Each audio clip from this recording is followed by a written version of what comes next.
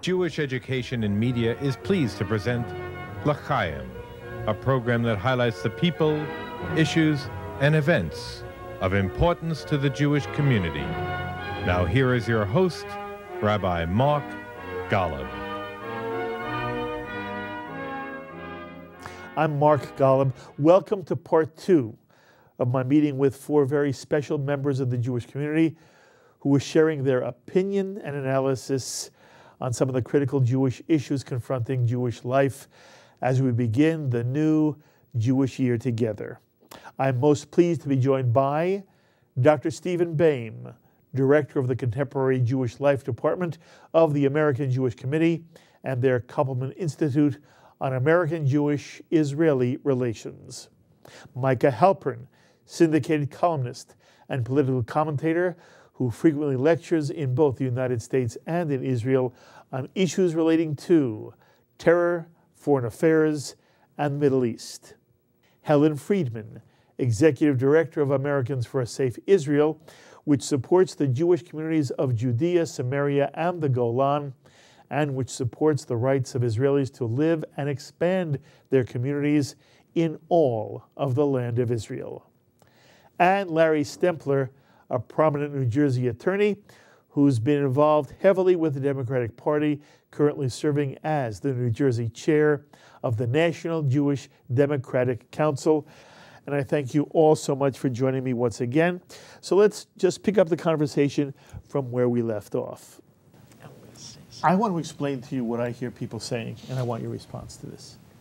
Why it bothered certain Jews that not only was the reference to Jerusalem as being the capital of Israel taken out of the 2012 platform, but why there are Jews who do not think it is so insignificant that the other pieces of the 2008 platform were absent. Mm-hmm. This is their argument. In the Arab world, there is always a certain kind of watching of what the American administration is saying because they're hoping that there's a crack in the American support for the State of Israel, that the Palestinians will feel if they see that America is somehow distancing itself even a little bit from Israel, it will embolden the Palestinian approach, which from the Israeli perspective and from a certain Jewish perspective is really the reason why we've never reached some kind of agreement on any kind of peace agreement with the Palestinians. And that therefore, the appearance of the United States taking a step back from the support of Israel does enormous injury to the State of Israel's ability to ultimately deal with the Palestinian problem. So that when the DNC felt it was appropriate to say out loud, Israel is America's strongest ally, but doesn't feel it's necessary to use those words in 2012, or that when it insists in its platform in 2008 that Hamas be isolated unless it rejects some kind of Israel's right to exist and also abides by past agreements. Or if it says explicitly in 2008, if you're talking about a Palestinian right of return, it is to Palestine, not to Israel. That if those things are removed, it sends a signal to the Arab world that there's a difference in American policy that would in some way encourage Palestinians to be more rigid in their own willingness to compromise. Does that resonate with you at all? Yes, in the sense that Jewish concerns are quite well placed about what's in the platform and what's not in the platform. And in that respect, as soon as this became a subject of public discussion, Jewish organizations, AJC included, made their voices very clear about that the platform was faulty for the reasons you mentioned. That said, let's not overrate the importance of platforms. If anything, the most important thing about this one might be it finally got some people to notice what's there is a platform, right? Look, Roosevelt once ran for president on the basis of a balanced budget. Didn't quite implement it. Johnson ran against the idea of sending American troops to Vietnam. Platforms in and of themselves have only symbolic value. Because they have symbolic value, therefore Jewish concerns are very well placed as to whether they're sending the wrong message. But in terms of actual policy, again, the support for Israel must remain a bipartisan cause. And in that respect, what we're looking at is not every iota within the platform. Again, we're vigilant on it because of the symbolic reasons. But far more significant is the question of what is the overall trajectory, what is the overall perspective in terms of U.S.-Israel relations. And in that sense, look, there's always going to be tensions between U.S. and Israel. However, frankly, and the most gratifying thing of this is that the cause of Israel has been a special relationship, certainly since the Johnson years. And frankly, if you can go back to 1948, whether the party in power has been Democratic or Republican, the support for Israel has been quite strong. Again, with ups and downs along the road, and those are the things we're going to watch for. But look at the larger picture here. If we start negotiating or arguing over every iota in the platform, we're talking about a document that, frankly, is very quickly forgotten. I really take pity on some of the people that spend all their hours working on it, and I try to figure out why they spend that time. Let me explain the context here, because I think it's important to get the sense of what the platform really does. It's not a long document. It's a very short document.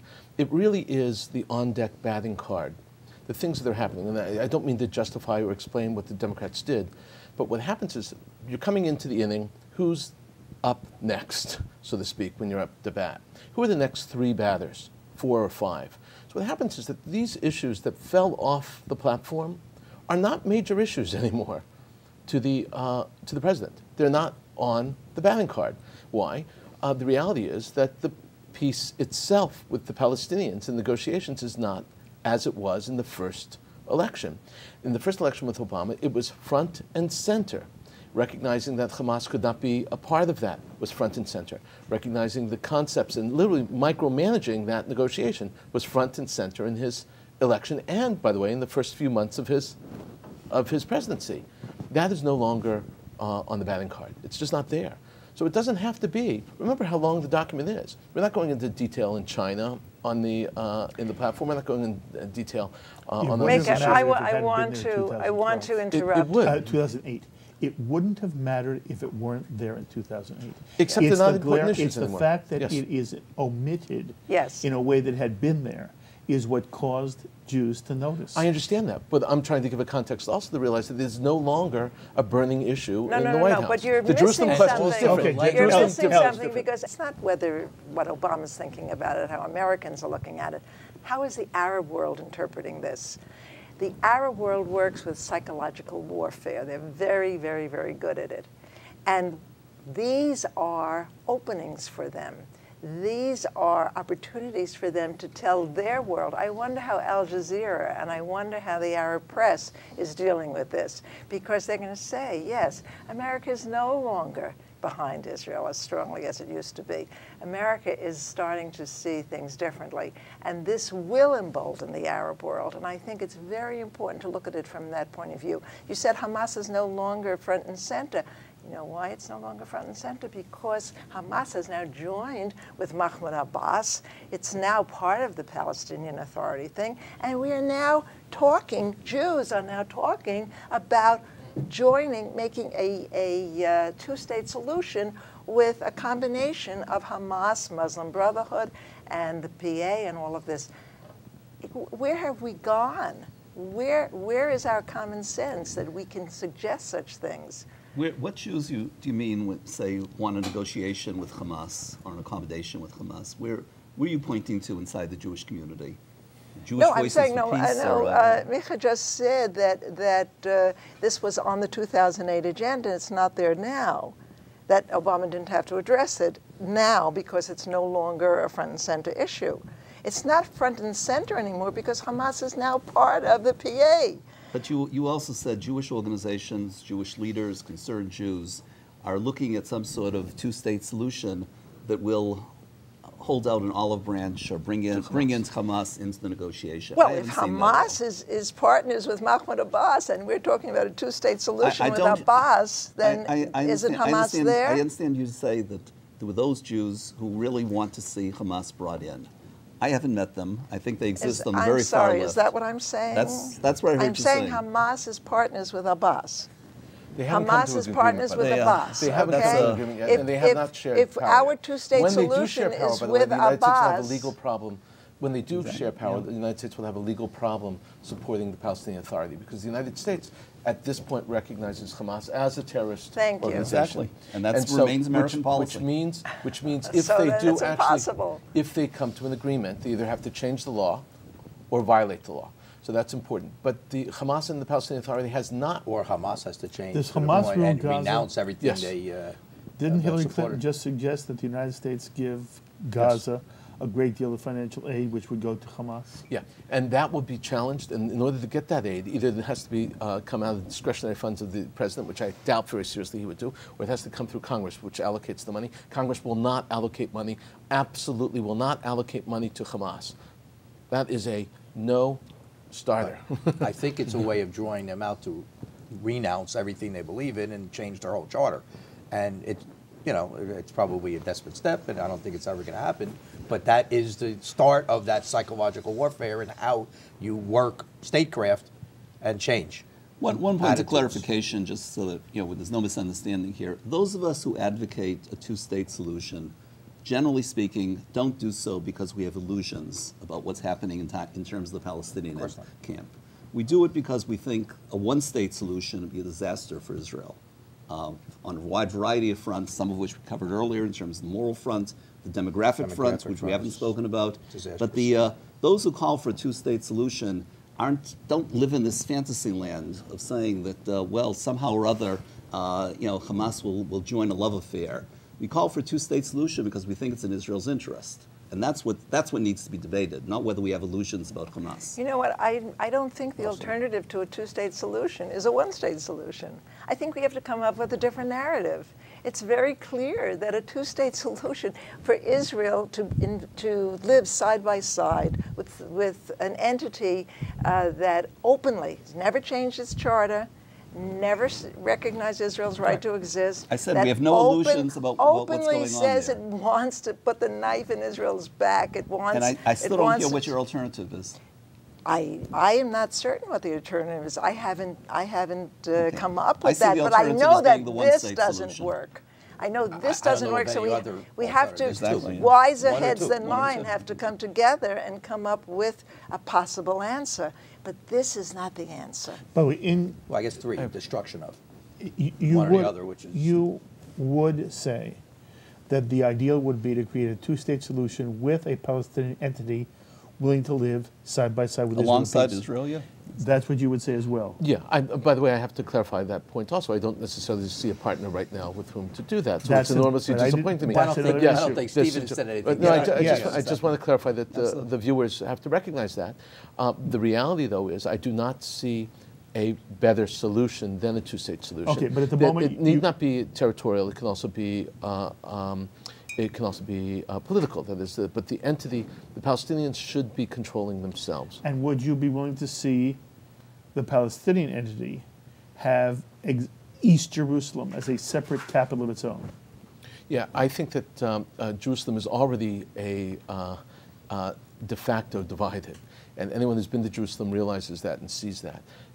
Literally and truly, to divide Jerusalem officially would be a very big danger. This tree is in, that tree is out. This part of the street is in, this part of the street is out. It's very, very difficult to deal with that. However, there are huge blocks, which are indeed Arab, and where Jews very seldom go. And there are major areas where the opposite is the case in Would you be Jerusalem. comfortable with a two-state solution if there were a Palestinian entity that would live with Israel in peace? The key word is the last two, Yes. in peace. And if there is a Palestinian entity, would you be willing to see Jerusalem, a piece of Jerusalem, become the capital of the Palestinian state? I could understand it, and I would have to see the final way it would resolve itself, but yes. And have I articulated your position that you would want a two-state solution if there were a Palestinian entity to make peace with? Yeah, I didn't say anything about the divisibility of Jerusalem. So I now just I'm said asking you. about that. I'd say let's take a look here at history. We went through this 12 years ago at Camp David. At that moment in time, there was major debate over what should be the reaction of American Jews should Jerusalem be divided. Basic feeling inside HAC, and I think it would probably be the same today, is that if that is what the government of Israel decides, notwithstanding the fact of Jerusalem being the center of the Jewish people, the center of Judaism, That's a political decision that we would respect. I said at the time publicly I'd be very pained by it, and I would continue to be very pained by it. But ultimately, I think that's a decision the government has to take, one way or another.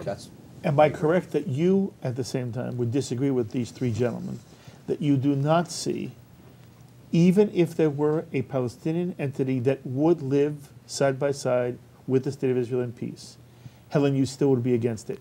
Mark, this is the decision that the Israelis would have to make. If they made it, this is not my decision. Okay. So if they made it, you'd be satisfied with it. I would hope that before such a conversation would even take place, that the Palestinians would change their charter and would accept Israel's right to exist, that they would put Israel into the school book maps that their children study with. I love everything you're saying so far. I don't think yes, anybody we all would agree. disagree We with all that agree. around the table. We all agree. All right, Then the so question is, on a That's why I scale said of in 1 to peace. 10, If they- how likely is that to happen what in the in next peace means. decade? 0. How likely is it to happen in the next decade? It's remote. How likely is it to happen in the next decade? Unlikely, very unlikely. How likely? I can't disagree with everybody. It's remote. And isn't that the problem?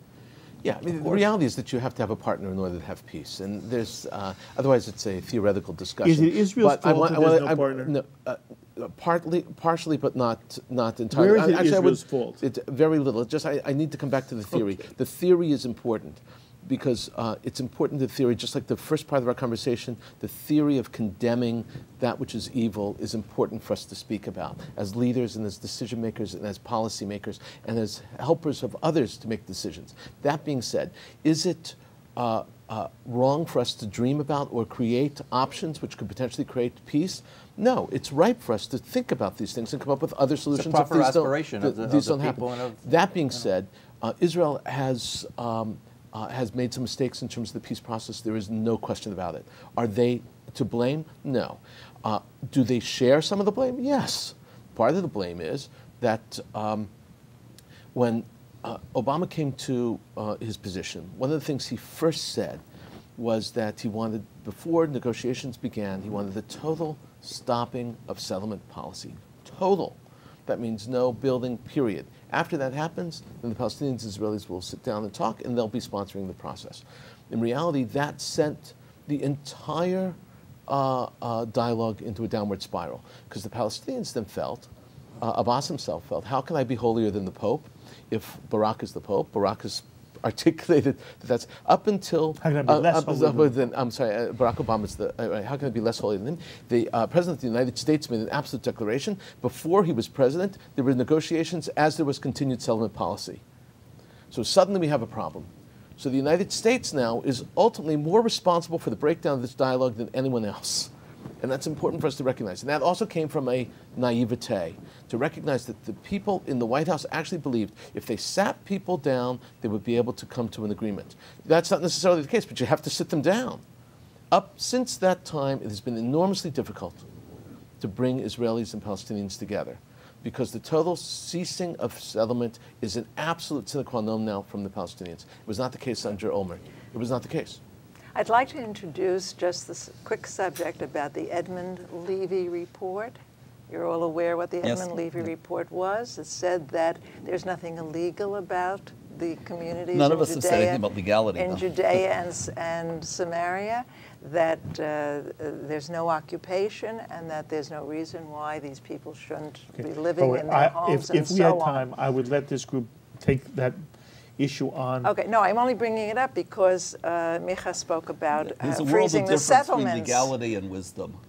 The Edmund Levy report spoke about legality. We've been talking about wisdom. Yes, Very good. but the wisdom is to exercise legalities in the proper way, and it is wrong to take something that is evidence and proof and sweep it under the carpet and continue to go in the same path that We you could went discuss before. this. Absolutely. Okay.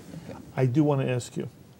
So you saw that the chairman of the Joint Chiefs of Staff said he did not want to be, the word he used was complicit, which has gotten all this press. Right. Complicit if Israel does attack Iran. We reported this week on Shalom TV that there are 2 documents evidently been passed somehow to Iran that suggest that the United States has said to Iran, if Israel attacks Iran, don't come after us. Don't come after U.S. targets.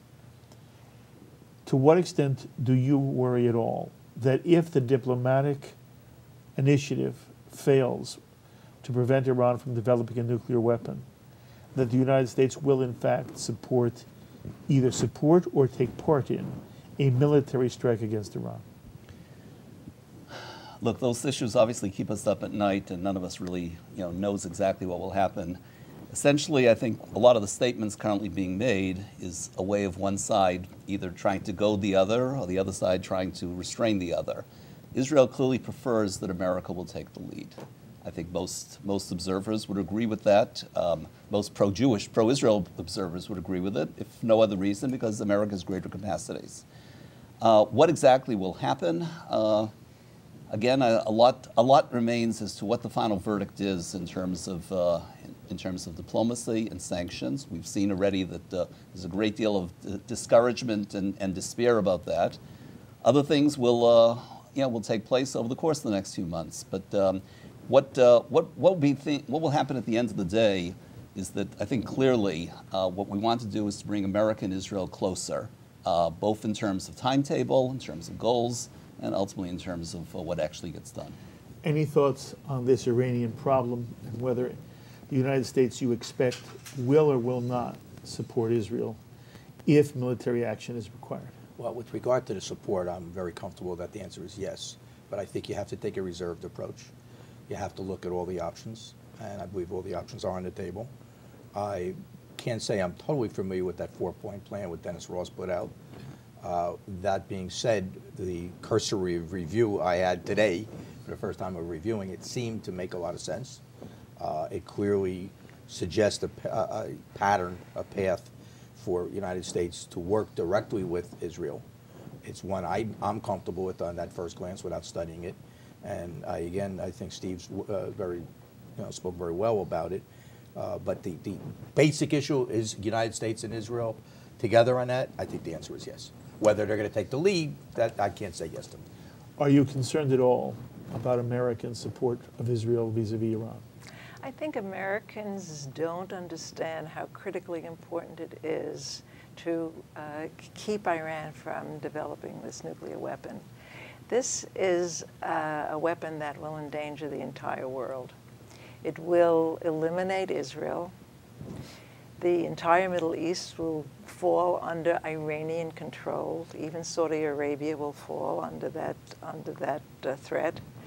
And what will happen to America, I don't know. But it's critically important that America back up Israel on this and make sure that Iran does not Are you worried that we get won't? control. I'm very worried because I've seen, what you just reported about it, that there have been these behind-the-scenes letters of assurance, if Israel attacks, we won't be complicit, just stay away from us, this kind of stuff. Is it true or not? I don't know. But the very fact that the Obama administration continues to have faith in dialogue and diplomacy on this issue when Ahmadinejad is very clearly ignoring all of this. The sanctions may very well be hurting the Iranian people, but they're not hurting him and they're not hurting his program. And the International Atomic Energy Commission just came out with another report saying that the whole thing is going full steam ahead and everyone tries to pretend. What would be alternative? If you don't talk, what is your alternative? What would you suggest should be the policy if it's not continually talking? Well, you're going to talk yourself into a grave? Is that the idea? Well, what is the alternative? It's the same kind of thinking that goes along with you have to continue with a two-state solution. I'm saying that diplomacy is not working. It's not working. America has very powerful bunker buster bombs. Apparently, we know that the Iranian nuclear material is dug deep beneath the earth with all kinds of concrete reinforcements around it, and you need huge bunker buster bombs to get through there. America has those bombs. But you're suggesting to use them. That's my question. If necessary, yes. Well, sure. If necessary, sure. I understand. But now, because you said talking is not. Well, maybe now. Yeah, maybe now. Maybe tomorrow. So I hear people say the following. Iran is not suicidal. If they get a nuclear weapon, they will not use it on Israel or anybody else. They will keep their atomic stockpile as the Soviet Union did. And it will give them leverage in the Middle East. But this Jewish fear that somehow the population of the State of Israel, that its existential existence is somehow in jeopardy if Iran gets an atomic weapon, a nuclear weapon, is an exaggeration. And that although we don't want Iran to have a nuclear weapon, the reality of life is that there are nuclear weapons in this world. If Iran has one, we'll live with it, and therefore it is inappropriate for either Israel or the United States to take military action. Yeah, the comments are a simplification. That being said, they're recognizing that, and I want to talk about it for a second. Israel cannot risk them being wrong in their analysis. And that's very, very important to recognize. The history of Iran is one not of suicide, and that is correct. The development of Iran's nuclear issues is not just over the last year or so. It's been for a decade. They are excited about their nuclear technology. They want to export that technology. They are spending a lot of time and energy developing it in order to export it. They want to really and truly invert the pyramid of the world. They want to provide to people who can't have it nuclear technology. They are insulted by the fact that the United States and the West and the powers that be prevent other countries from getting it. They don't like that. And as a result, what they want to do is build in order to give. Will they make a bomb? Will they send a bomb? The tradition of Iran is to fight through proxies and not use this. That's not a tradition of a few years or a few decades. We're talking a tradition of hundreds of years. Throughout Persia, that is not the way in which they work. That being said, it doesn't mean that there's any less of a risk, and Israel can't take that as a given. They have to defend themselves, and Iran having a weapon or even developing the nuclear technology to make a weapon is very, very dangerous. Okay, all that is good. The only big problem is to recognize this. Iran, in and of itself, is not talking to the United States. The United States isn't talking to them. The messages that you're talking about right now have not been confirmed that the United States sent those things. The White House has denied them absolutely. That doesn't mean that they weren't sent. That is important to recognize. Is it frightening? Yes. But diplomacy is often behind closed doors and often around the back and often on the two sides of the same mouth. That happens all the time. Is Iran trustworthy on these issues? I don't think so. Do we believe them that they're going to stop their development? No, they want to develop. They're telling us they want to continue to develop their weapons, or their technology, their technology. In addition to that, you should recognize something else about what Iran is. Iran knows that the sanctions could hurt them more if the price of oil goes down. They want to keep that price of oil up, which is why we're feeling tensions in the Straits of Hormuz, which is why we're feeling saber rattling, which is why these discussions are so good for Iran, because the more oil costs, the less oil they have to sell in order to avoid the tensions and the problems of the sanctions itself. So we are actually, in many ways, playing into their hand by overemphasizing these kinds of risks publicly. They should be discussed, they should be analyzed. The real serious responses by Israel and the United States have to be made, and Israel is making those responses, by the way, both in terms of a strike and a counter-strike by Iran. That being said, at every single whisper from Iran, you just can't sort of say, oh, the world is about to end, because that ultimately shoots up the price of oil, and we have to realize that. There are things happening in Iran right now which are unbelievable. One of the major leading theologians, far greater a theologian than the Grand Ayatollah, came out and said, no, we are not interested more. Actually, we should battle with our pens and our voices. That's huge. Sunayus is his name. That's spectacular. There's a movement now which is called TETEL, which stands for Tehran, Haifa, Tel Aviv. They're graffitiing throughout Tehran in Hebrew, English, and Persian, and Farsi. No to war. That's what they're writing all over. Now, you could be thrown in jail for any graffiti. Graffiti against the government, that's even worse. Graffiti against the government in Hebrew, imagine what that means. Things are happening in Tehran. It's a much more complicated place. It is not a monolith. Where is that coming from? From Tehran itself. To the from government? Students. From the Students. students, Students. So In other words, is it's not a more of monolith. this being And it's- made of it than it should so be? No, I'm not saying that either. I'm saying we have to know about what's going on, but we also have to realize that there's not one-dimensional. There's a lot of stuff happening in Tehran that we have to focus on, and in Iran in general that we have to look at and realize that the fact that we only focus on the big bad guys, the Ahmadinejad and the Grand Ayatollah, Khamenei, is not necessarily the truth. They might be running what's going Okay. on, Is but there's a lot of is military action required against Iran? At this point, no. At this point, no. And I'll explain why. The most important reason why right now is that they have not gotten to the point where their threat is immediate to Israel. When the threat is immediate, then military action has to take place. That doesn't necessarily mean that that's the time to start planning your military action. Military action has to be planned in advance. So the threat right now is not immediate to Israel. It is on the horizon. We have to monitor it carefully. Anything you want to add? Yeah, I mean, look, again, Micah's analysis is, as usual, quite compelling. But look, the president has said containment is not an option. Romney has agreed with that position. That's, again, a bipartisan position. And obviously, Israel feels very strongly that containment is not an option.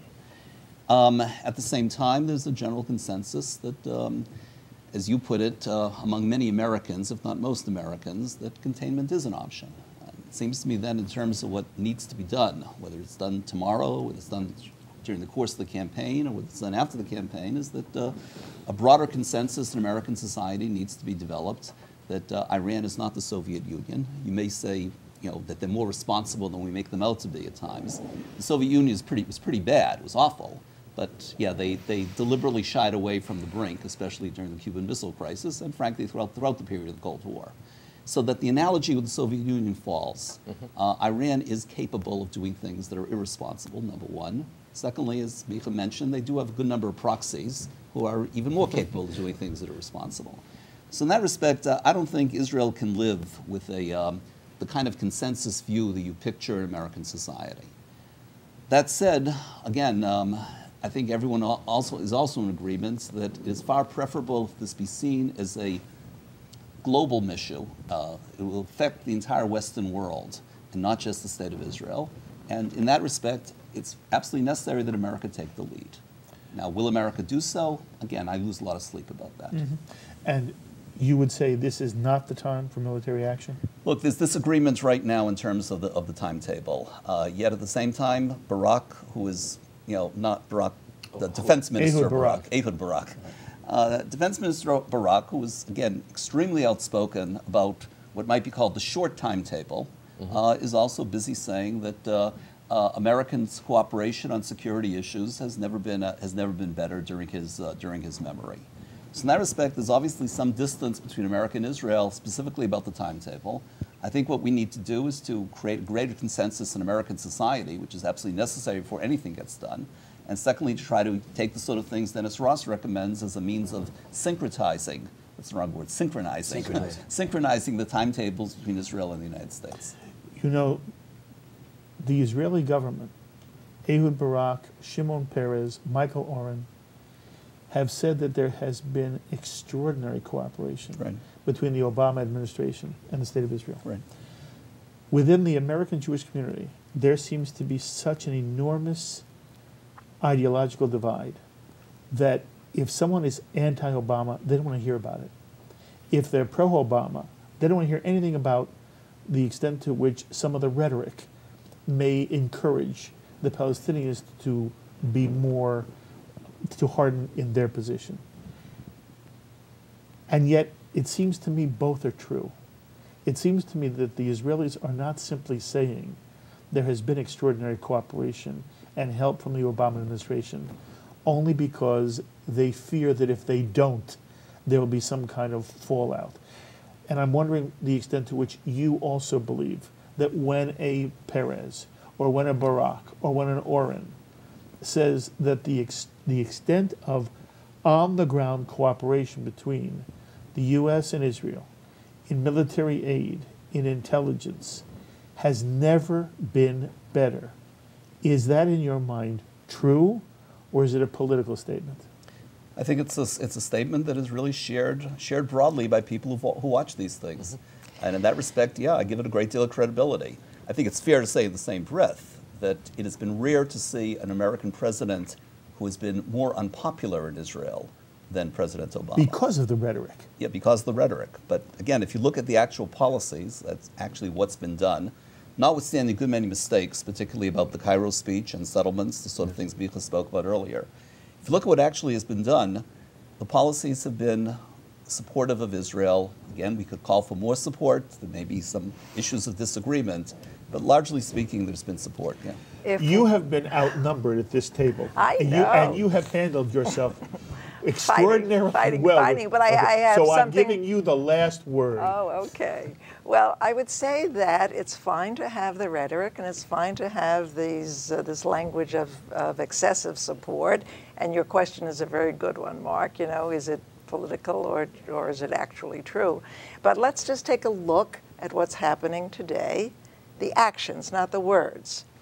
Israel and America was supposed to have joint exercises. America withdrew. There were supposed to be 5,000 American soldiers participating in these joint exercises. America withdrew all but 1,500, I think. That's 3,500. And withdrew some of the equipment and so on and so forth that was supposed to be part of those exercises. Instead, they're sending troops Americans into Egypt, which is controlled by the Muslim Brotherhood today. They're sending into Egypt to train the Egyptian police, who I don't know what goal that's supposed to serve. But it seems to me that this administration is, and we're not for profit, Americans for a Safe Israel. We don't take positions, but we're strongly for Israel. It seems to me this administration is bending over backwards and has from the very first moment that Obama took office, bending over backwards to placate the Arab world and turn its back on Israel. I can't thank the four of you enough. And you've spent a long time at this table sharing opinion, analysis, and it's only because at a certain point I have to let you go home. Because as you can see, if this were at my Shabbat table, it would be 1 or 2 in the morning before I would let you leave. Absolutely. I love sharing your opinions. I love the fact that you come here and always give me wonderful from your heart, to be with you, Mark. Just wonderful. You're a wonderful guest, and you're always Appreciate it. welcome here, and I appreciate My pleasure. your willingness to comment on all times. And wonderful analysis on a range of topics. It's wonderful to have you, Micah.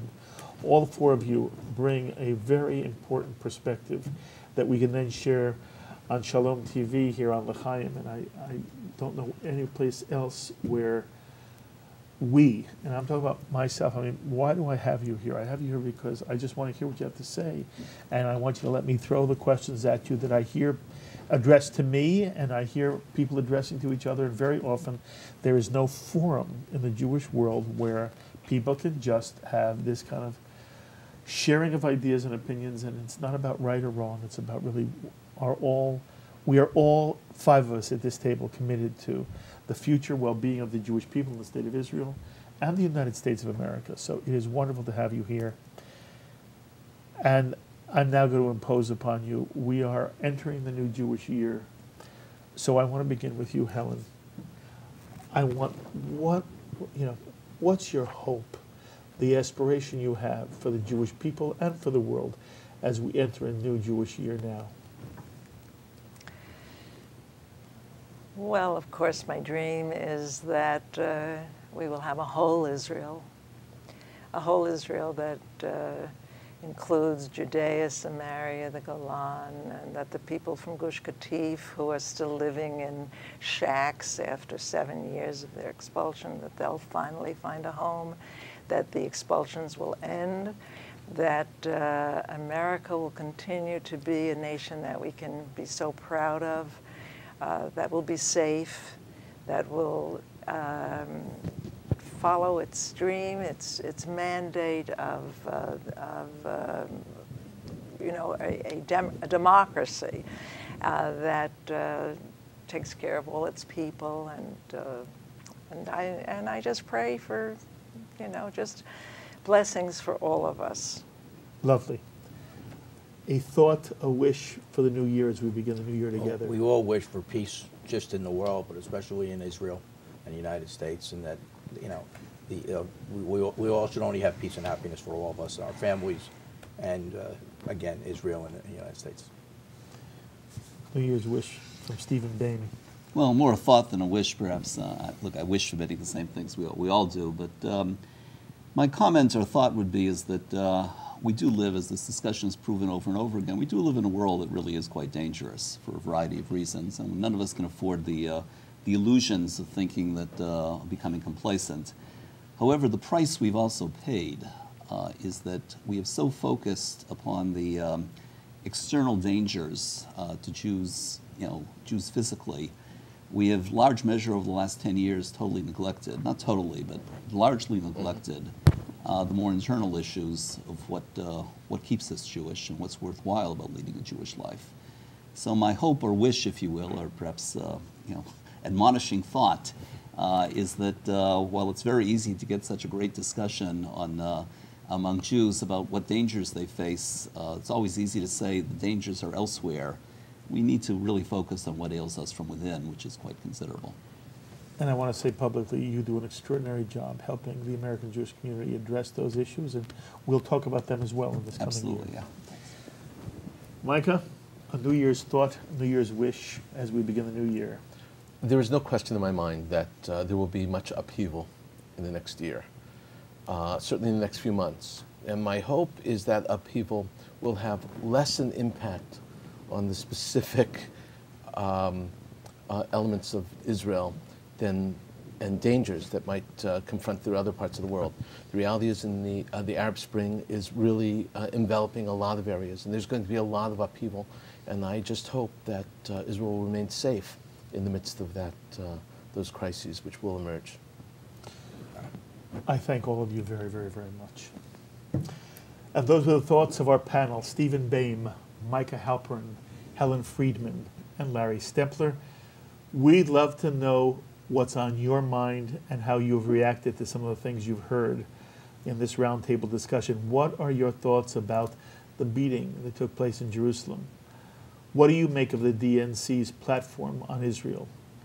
And are you concerned that the United States may not stand with Israel if it must attack Iran? Please share your thoughts with us. Email me, write me, post on our Facebook wall, or tweet me. I look forward to hearing from many of you. And until the next time, I'm Mark Golub, wishing every single one of you a Shana Tova U'Mituka, the healthiest and sweetest of New Years for you, your family, for all your loved ones, and for all of us together. L'chaim, my friends, to life.